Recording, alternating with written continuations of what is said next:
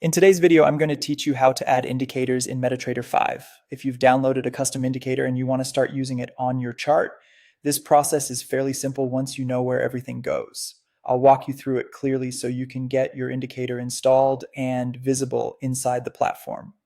Start by launching your MetaTrader 5 desktop platform. Make sure the application is fully open before moving on, since you'll need to access its internal data folder from the main menu.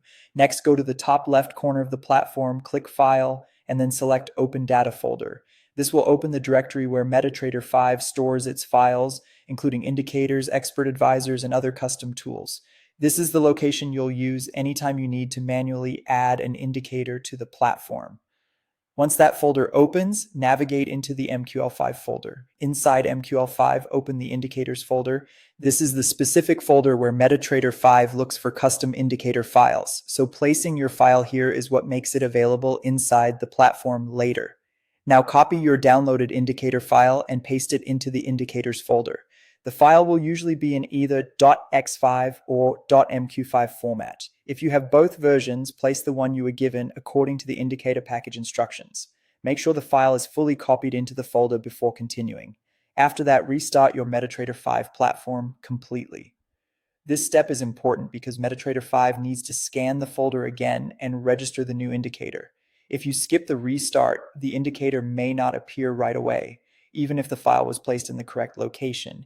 Once MetaTrader 5 opens again, press Ctrl and N on your keyboard to open the Navigator panel on the left side. You can also do this by going to View and selecting Navigator if you prefer using the menu. This panel is where your indicators and other trading tools are listed. In the Navigator panel, expand the indicators list and look for your newly added indicator.